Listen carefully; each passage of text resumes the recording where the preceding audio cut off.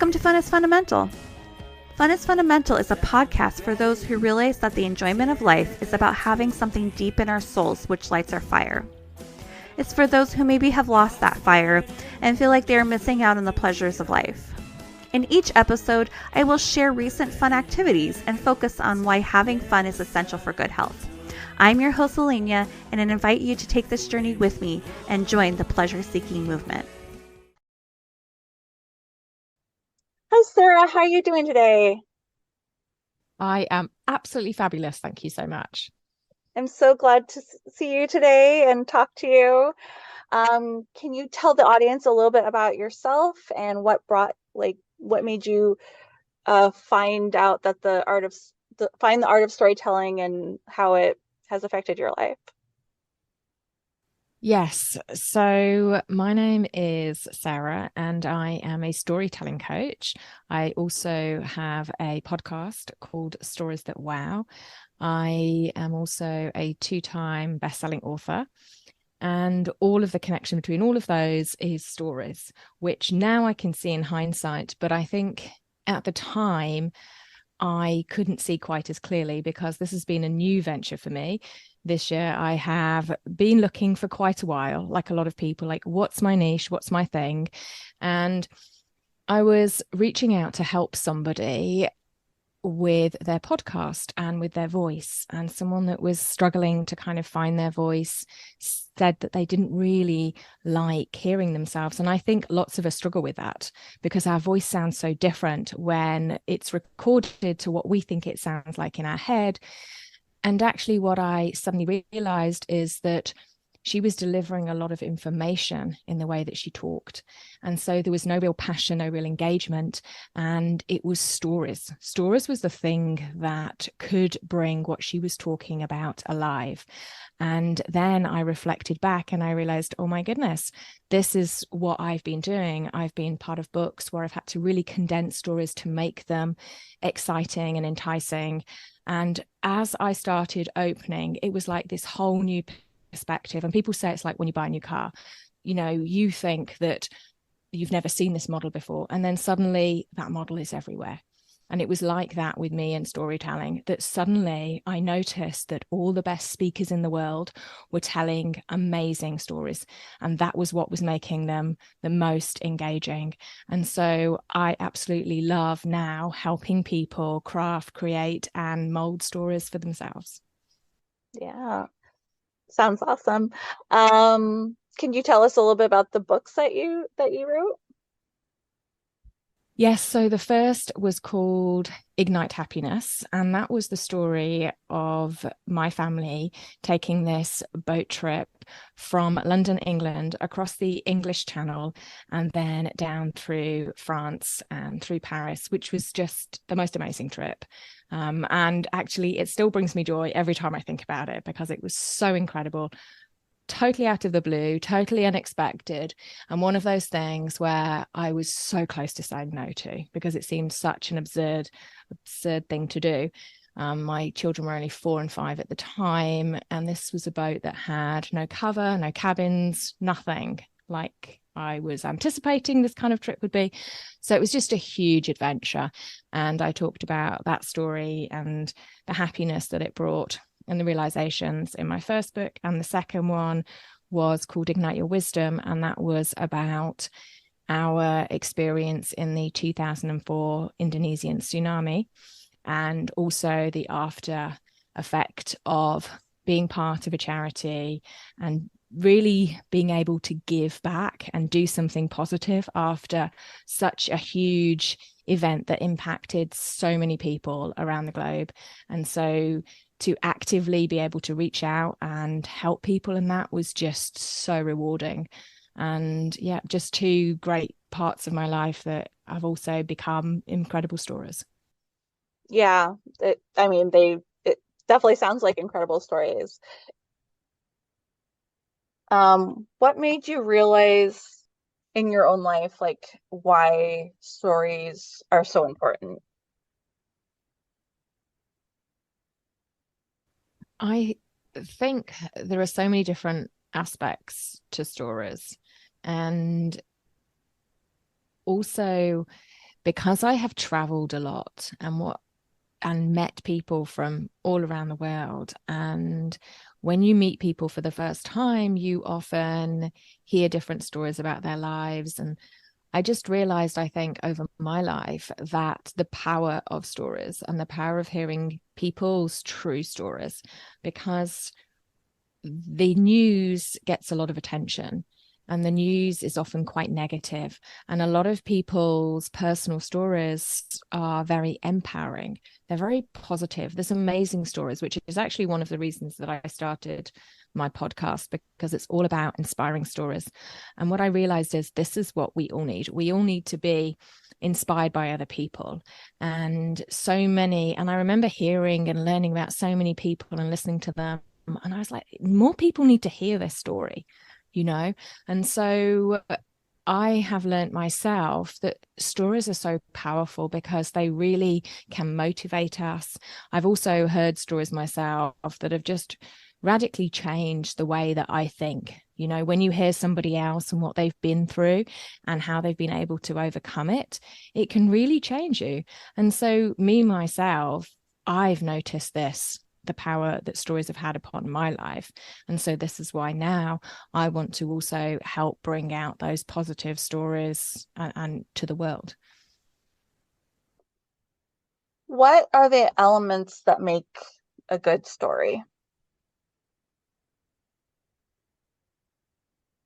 I think the most one of the most important in a good story is somebody that is excited themselves. It's about how you feel. You know, when we really lean into somebody telling a story, it's often because they are enthusiastic about the story they're telling. They are engaged. They're fully can't get the words out fast enough, possibly. But I think there's a lot of emotion attached to stories. And the science is behind it as well, is that our brain lights up when we certain kind of emotions are released, the enthusiasm.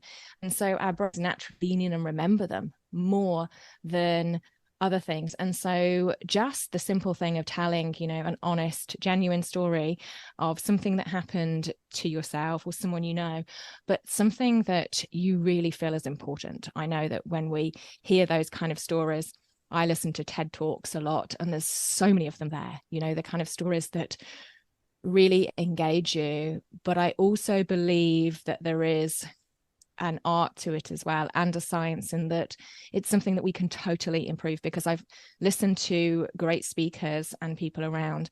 And so there's things that you can do with your voice, things that you can, the way you present yourself. There are obviously the start of a story is very important, particularly now with social media when people's attention is all over the place. You know, thinking about the ending of story, there's so many elements to it. And of course, we only have to look at places like films or Netflix or all those like Disney. What creates that great story? And often there's somebody in it, a character, and often that is yourself, if it's you telling the story, that goes through some challenge, some horrific event, something they have to overcome. And in that process, you're like, oh, you start to like engage in terms of be pulled in those heartstrings. And then you really root for that character. And then to see them come out the other side, the kind of hero's journey really is the classic one that a lot of Disney stories are based upon. Because I've heard it said that if you want to make a character unlovable, make them perfect. And so nobody wants to hear the story where everything goes great, everything works out, everything falls into a line. For a good story, we definitely need that drama of things going wrong, because without it, there really is no story. Yeah, definitely. Why do you, I guess that kind of plays into like why do so many people's stories fall flat, you know, like, or they like, or I guess like probably for myself, I'm probably kind of answering my own question a little bit, like where you just kind of like trail off and you don't really have an end. As soon as I like asked the question, I was like, oh, I know why mine fail. Yes, and that's, I love that, because that is, you've hit it the nail on the head, because that's why I think, because I wouldn't have regarded myself as a good storyteller, you know, for most of my life. I think I was the person who always used to deliver the information. I was the person who was like, "Oh, did you know?" and pile on the statistic or something. And there's always a place for statistics. I love them. But often, if we haven't thought about a story and we're just telling it, and we're relating something that only relates to us, and we haven't thought about how this could relate to other people, not just ourselves but other people, like you say at the end, and then you realize there is no point to it because you just was something that happened to you. And then that's when you kind of trail down, because, oh, why am I telling the story again? Exactly. Yeah. It's like, oh yeah, that's happened to me a lot of times. Yeah, and I guess people so often are so everyone's always thinking about themselves, of course, because it's like that's natural. Like, you know, we want, good things to happen to us, and so yeah, makes sense. Why do you think people should work to improve on their storytelling abilities? Well, I think people who, and it's across the board, because communication is one of the number one sought after skills on the planet. And it doesn't matter if you don't work in the field of communication. Every day we interact with people, with my children, with our husband, with friends, also obviously in the business scene. And everybody wants to be that person that is unforgettable. We don't want to be the person that everybody just forgets. And I think that, like with the films, that you will always remember because they tug at our heart, and this is what storytelling does. They make us more engaging and more memorable. Our brain wants to hear them. And so, I mean, since I've started doing this, I use stories more in the way that I interact with my children. It's so much better than kind of telling them to do something, and you tell them a little story maybe about when you were young, and they listen in more, and they kind of maybe see the point more. And I think that's another great thing about storytelling, is that it's non-judgmental. You're not saying you should do this. You're saying, this is what I did. And then people can draw their own conclusions. And I think it's a much better way of communicating with people. Yeah, definitely for myself, like with my, teaching, I would definitely talk about stuff like, oh, when I was a kid, like stuff like that. Like anytime the kids would start talking about like they're taking swimming lessons and they hate swimming lessons, I'd be like, I'm so glad you're taking swimming lessons because when I was your age, I almost drowned, like that kind of thing. And then they're like, oh, yeah, swimming lessons are important, understanding that kind of thing. So, Mm. and then like with the elderly people, like I we do like a lot of like this day in history. So like I'll kind of tell stories about these people, but then sometimes I will like relate it back to like myself. Like I'll be like, oh yeah, what like the other day there was something about Audrey Hepburn. Oh, like Audrey Hepburn's Breakfast at Tiffany's dress had sold for like $800,000 like back in, I don't know, whatever year it was.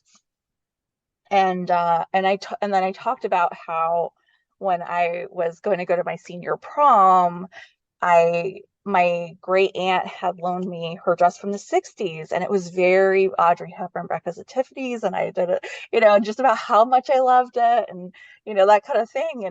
And they all like were like smiling and listening, to my like little story, because they're just like, oh yeah, oh, I remember I always wanted a pretty dress, like it brings back those memories for them too. So Yes, yeah, absolutely. And I think I love how you've done that with the children you've worked with, about talking about swimming with them, and then with the older people you work with as well, because I think that's another thing about storytelling. We think it's just about us, but everybody takes something different from it.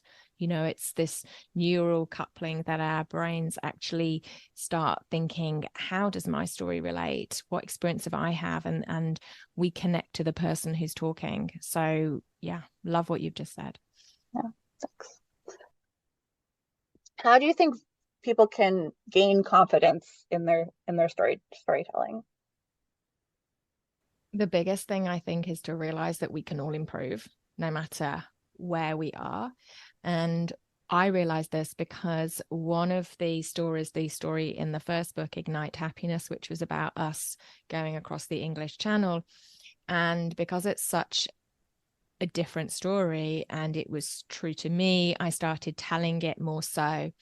And the more I practiced, the easier it got to tell the story, And so I definitely believe the biggest thing with anything and learning any new skill set is to practice and to look around to the people around you. I noticed myself that so many great speakers, I was listening to Marianne Williamson recently, and she just puts in all these little stories because it makes things easier to understand and much more relatable. And so the more that we use them in our general speak, the better we get, and then, like you say, we kind of see, you realized, oh yeah, I kind of drift off at the end. There's no real point or no real highlight, or how did it finish? So I think the more we pay attention as well to what we're saying and the way that we're saying it, that gives us the starting block to how we can just get better. You just mentioned Marianne Williamson, and I was wondering if there's anyone else that you look to as being great storytellers. I think there are so many people. I also am a really good fan of Melanie Ann Leyer, because her first language was not English growing up. So what I think she's done, which is really impressive, is that she's carefully crafted the words that she uses in her storytelling. So all of us use the same few thousand words all the time.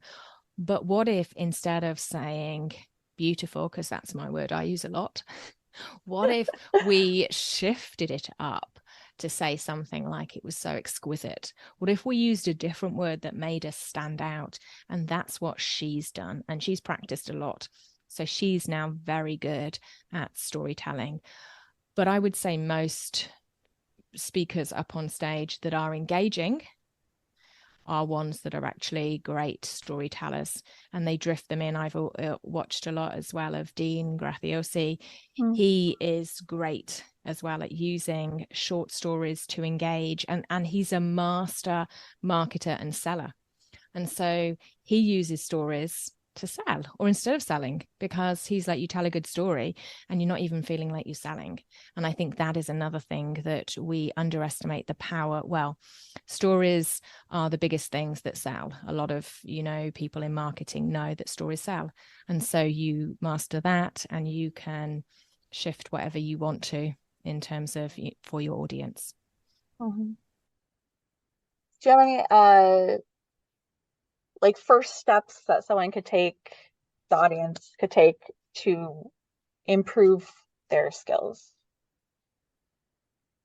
I would say to start off with a really short story, because also today with social media, I think one of the things is that some stories, and I know I do it myself sometimes, you realize that as you're saying it, that people's eyes start to glisten over and you're like, oh, that was good practice, because that story was clearly too long and probably didn't have a good ending. So I need to work on both of those. And it's something that we all do. I'm still learning myself. But, is there something really short, some little lesson, and evolve around a lesson that you have learned in life? And one of mine often that I like to talk about is with my youngest daughter, who did a lot of tantrums when she was younger. And I came to the point where I was struggling. I thought I tried everything. I was reading the books. I was doing all the things I thought. And I got to the point where I said to myself, I don't know what to do next. And she was 4 years old at the time. And I just went over to her and I said, I don't know what to do. What am I going to do? And she looked at me and she said, just give me a hug.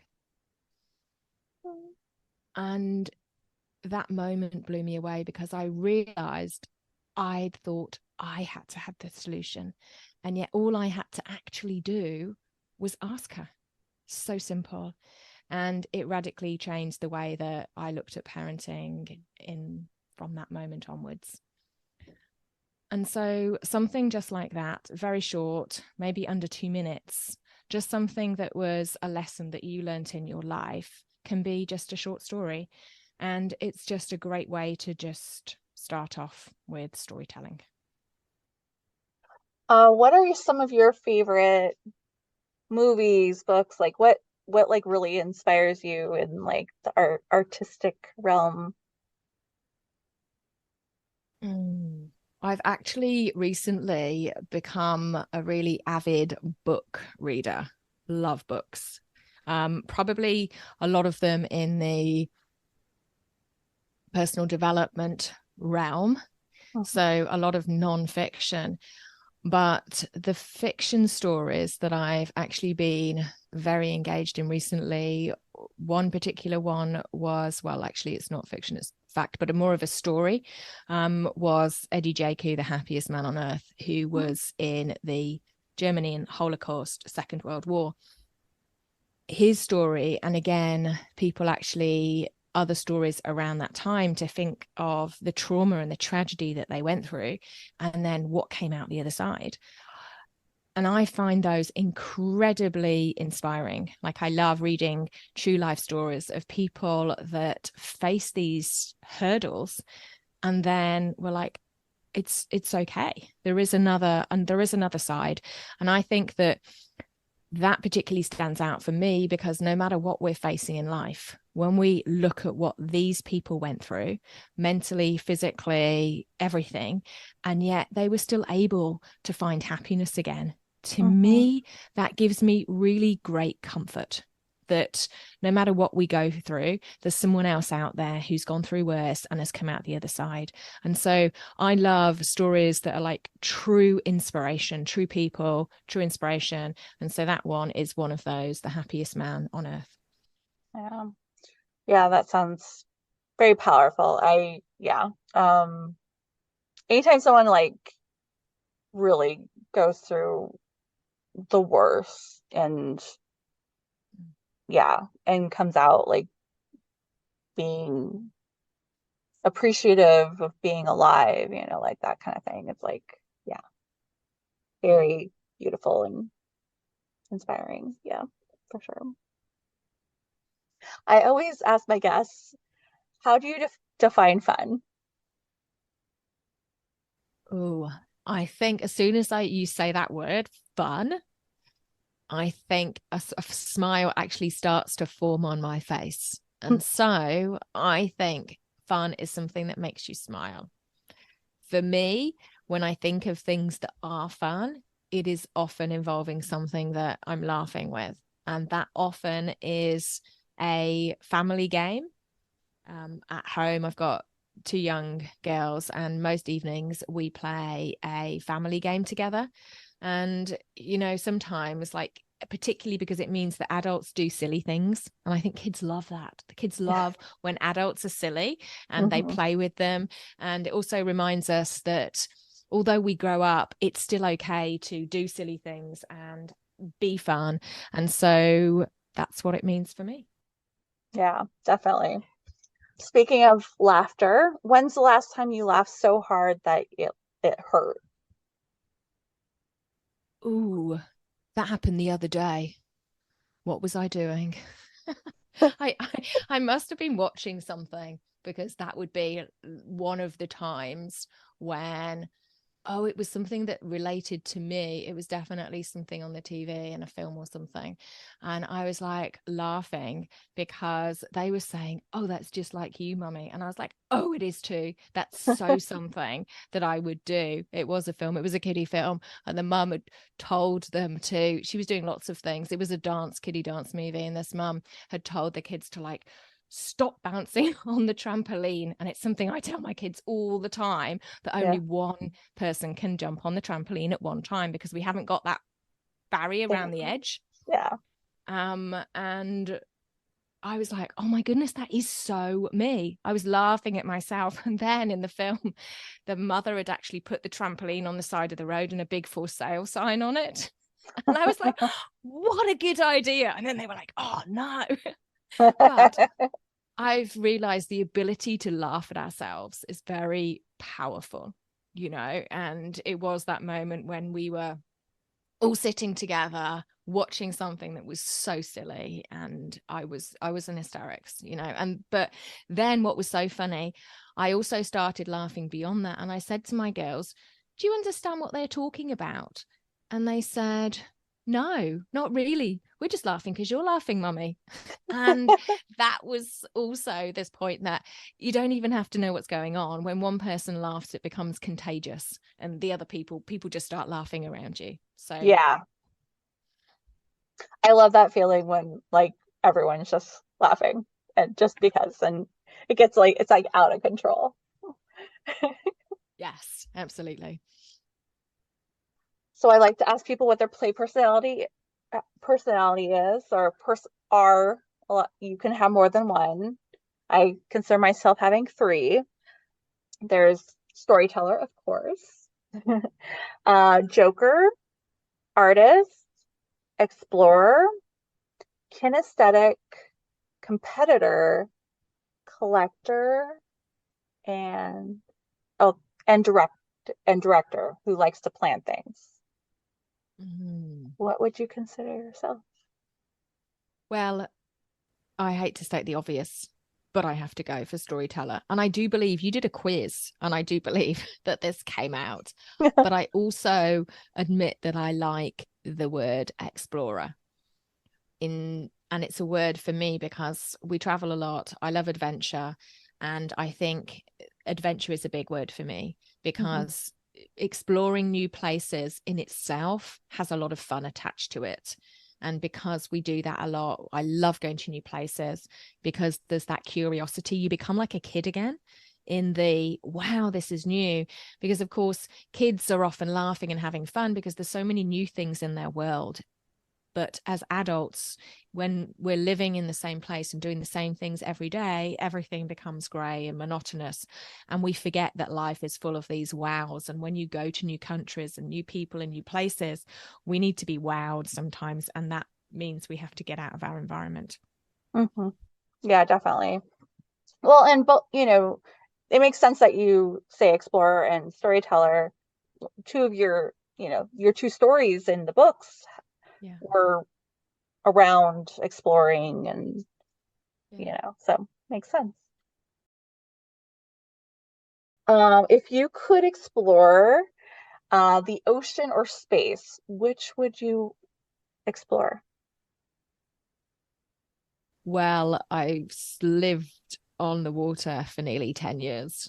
So it would have to be the water. I love the sea. I love being near the sea or anywhere near the sea. Water is definitely one of my happy places, without a doubt. Yeah. Do you remember your dreams?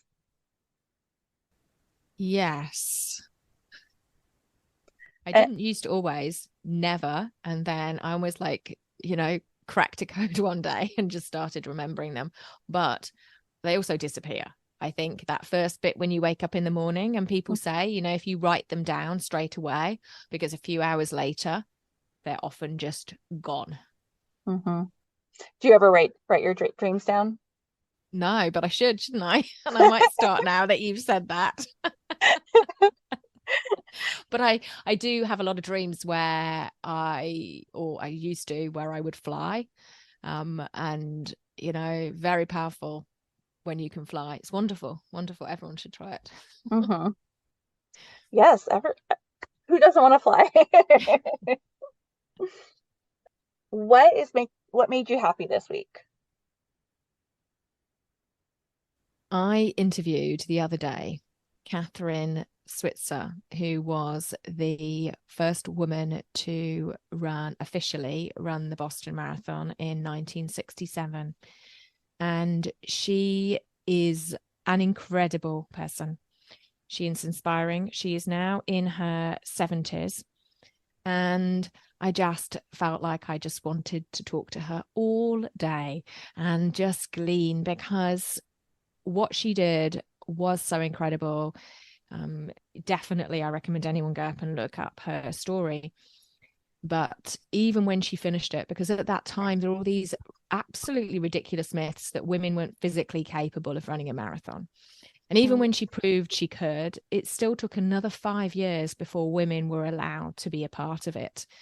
And she then campaigned to get the marathon for women in the Olympics. So she is someone that's really hugely made a dent in women advancing and leading the way. And she's just such a legend, and also such a nice person. You know, she's also created these charities. She's really giving back. She's inspiring other women to get running, become coaches. She has a whole training program, you know, all over the world. And so what I was inspired from her was, not only is she super powerful in what she's achieved, but she's giving back. And just surrounding yourself with people like that, I just felt happier. I just felt more joyful. I was like, oh my goodness, I'm going to run a marathon. Oh my goodness, I can do this. And before, you know, I was just like full of all these possibilities, because of being around someone who had done that and who was still running. She was still doing incredible things. And I really feel that being around people who are doing inspiring things inspires you and lifts you up. Yeah, I completely agree. She sounds absolutely amazing. I'm definitely gonna look her up. I'm like, wow, you were lucky to be able to talk to her. Definitely. I was. What would be your dream vacation? That's a hard one, because there's so many possibilities. And it actually relates to my honeymoon, because I thought on my honeymoon, I'm just going to lie on a beach, just going to be there and absorb this beautiful place and swim in this beautiful waters and all these kind of things, which I kind of have done in the past. But then my husband was like, I don't want to lie on a beach. And I said, okay, what do you want to do then? So we ended up thinking, well, what would we do? What would we, you know, is kind of one of those trips of a lifetime that you wouldn't necessarily go do. And we ended up going to the Great Wall of China and walking along the Great Wall of China, going to Beijing. Absolutely phenomenal city, totally recommend it. And so it really shifted my whole, do you really want to go and lie on a beach? I love beaches, I love the sun, but I think going to somewhere so different. I've always wanted to see the pyramids in Egypt. I think those Machu Picchu would be another place that would be on the list. So those kind of really special, significant sites on the globe would probably be one of those choices of destinations. Yeah, I totally can hear what you're saying. I love beaches. But you know, you gotta see things. Like I've always wanted to go to like Angkor Wat, you know? Yes. Yeah, I think that would be incredible too. I would love to go there. So, what makes you feel luxurious? Probably right now, when you say that, I can just picture myself sitting in a hot tub, you know, really. And I was weird, it might sound a bit boring, with a nice cup of tea. I love tea. I really do. Anyone who knows me knows that like I'm always with a cup of tea, green tea. But I think just being able to stop and relax and sit in that hot water, massaging your muscles is something that we all need to treat ourselves to once in a while. Yeah. And we definitely, none of us do it enough. I mean, those kind of, what's your favorite flavor of ice cream? Ooh, that's a really good question because I actually don't like ice cream. I don't eat ice Oh, cream. I okay. defy the rule of people who like ice cream. I am such a savory person. If you want to know what I really love, hummus and dips. Could eat it all day. Oh, okay. You're, So, yeah. so make me a non-dairy hummus sorbet maybe, and that would be my treat. I don't know if that anyone has ever done that before. No, so it's good to do new things. But I bet we'll see. Maybe someday, one person. Yep. Let's do a couple word associations and then yeah. What do you think of when you think of furry? Can you say that again, please? Furry, like fur. Furry, like a cat and fur. Yeah. But actually, that's what I think of. I think of Yeah. allergy. That's not a good association, is it? Because I'm allergic to cats. You're allergic to cats. Yes. That's a terrible association. No, it isn't it. I think sneezing, walk out the room. Yes. No Yeah, way. not the best I know, association. that's legit. That's legit. How But about, it's making me laugh, which is well, good. yeah, I mean, yeah, because we're only talking about it. There's not an actual cat in the room, so But I am starting to feel a little bit itchy as we talk.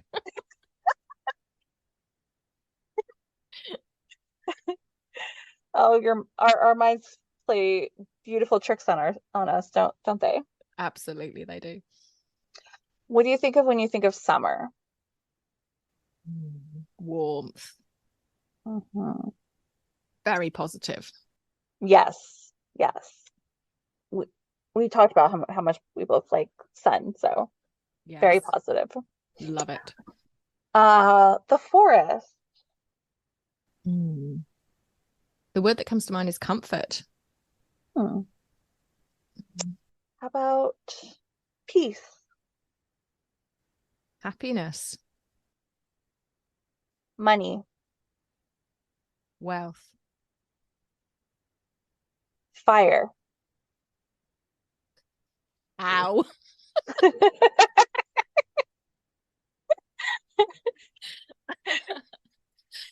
It's funny how our brains are like, I'm just saying, ow, ow, fire does hurt. It hurts. Yeah, I fire. think that's having kids, and all the time you're like, watch out for the fire, stay back, be careful.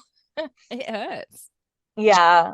Well, especially, yeah, once you have kids, I'm sure like it changes how you think of things sometimes. Yeah. Yes. Because like for me, when I think of like fire, I think of like cozy or like Oh, can't or like we go camping and I love the smell of my clothes after being in front of the campfire. Like literally for like days, like I'll like smell like my sweatshirt.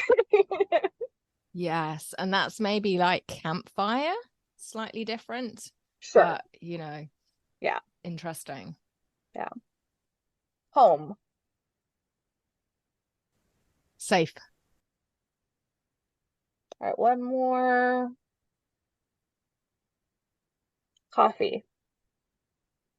Yuck. I figured I was like, I think she doesn't like coffee. No, you're right, because I was just talking about tea. Yeah. All right, let's do two truths and a lie. All right, so So I have to say two things that are true and one thing that's not true about yeah. me. Mm-hmm. Okay. Um,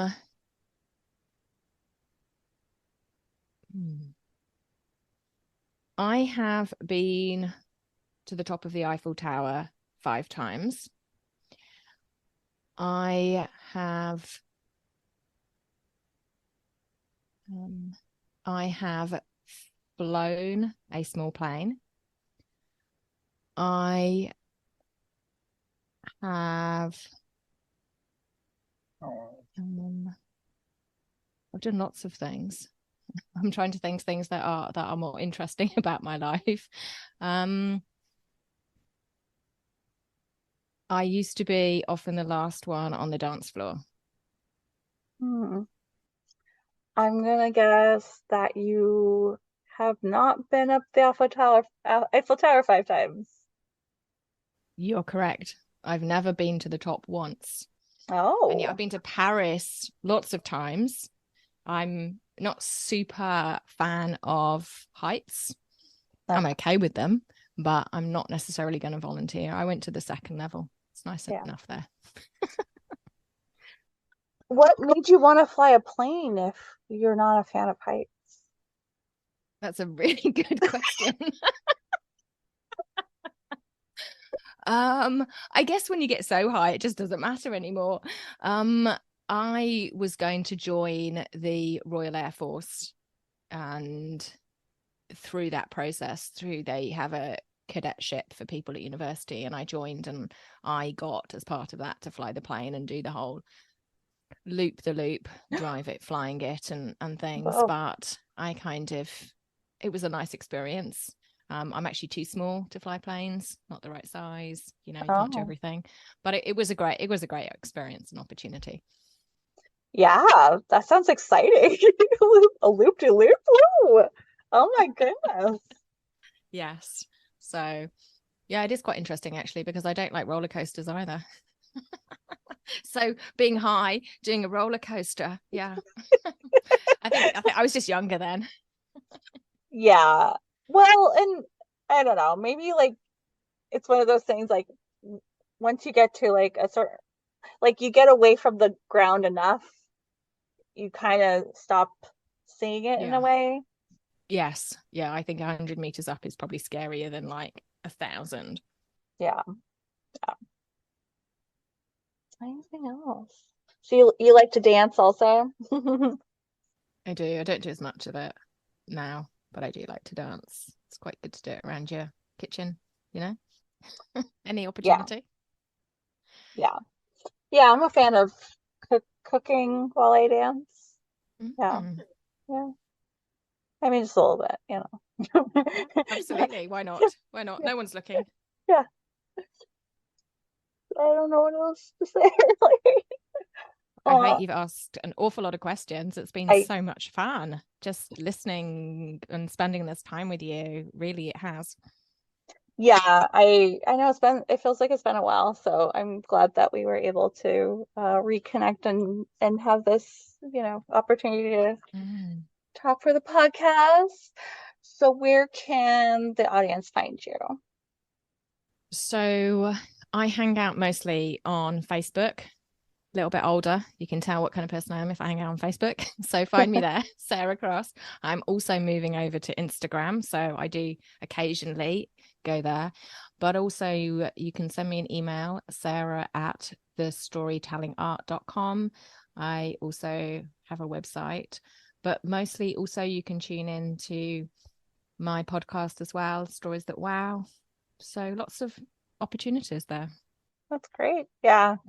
And yeah, I'm hearing about the people that you have on your podcast. I really would recommend people check it out because there's obviously a lot of inspiring stories and awesome people.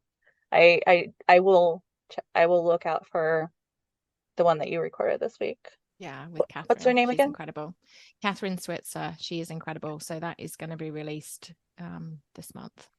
Nice. Yeah. Well, thank you so much for being on tonight. Thank you. I've had so much fun and laughed a lot, and it is true. It's fun hanging out with you. Thank you.